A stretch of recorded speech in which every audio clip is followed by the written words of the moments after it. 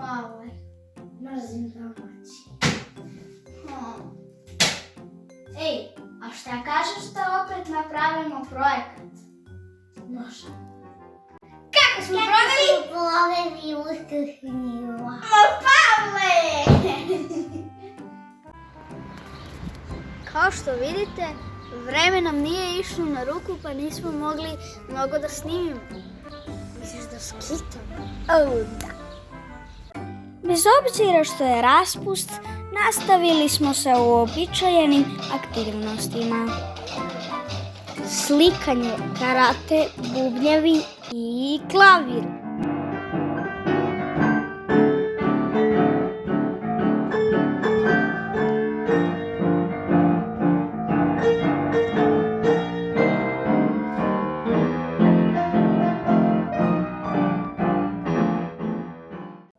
U subotu 8. aprila tata nas je vodio na vrbicu.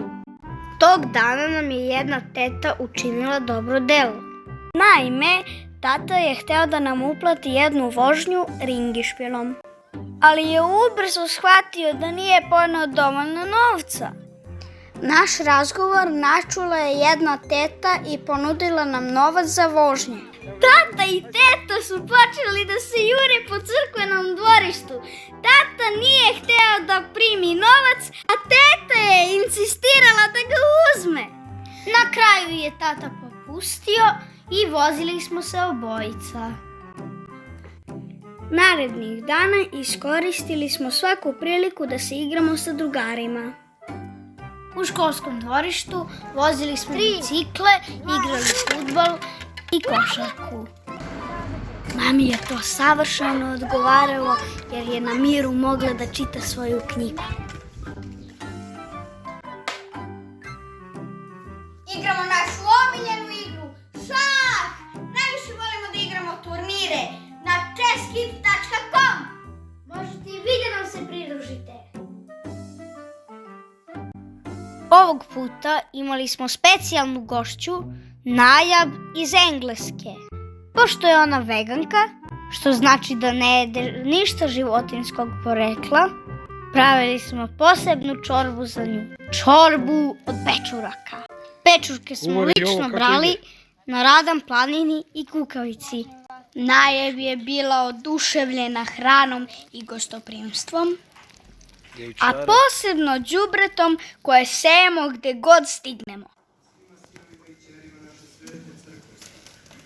Na Veliku nedelju mama me je vodila na liturgiju u crkvu Odžakliju.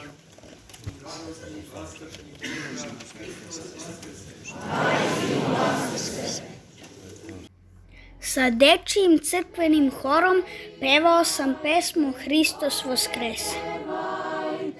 Hristos Voskrese, radost donese. Šume šumite, vetri brujite, Hristos Voskrese, radost donese. Hristos Voskrese, radost donese.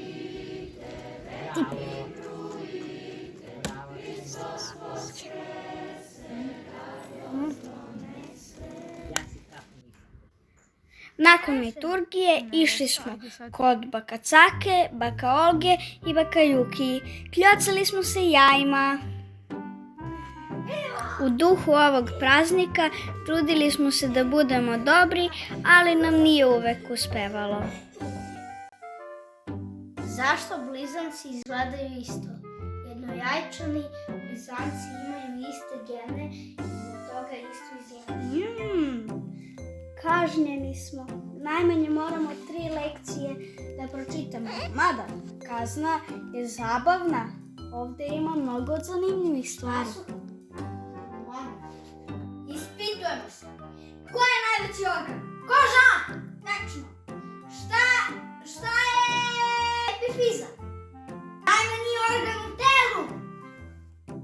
Šta luče epifiza? Melatonin. Melatonin. Čemu služi melatonin? Da nam pomogne dok spavamo.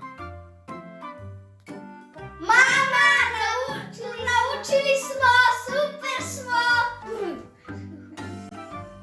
što ste videli, raspust nije bio toliko fancy šmenci. Ali život čine male stvari. I sjetite se, nije bitno kako je jaje ofarbano, već kako je iznutra.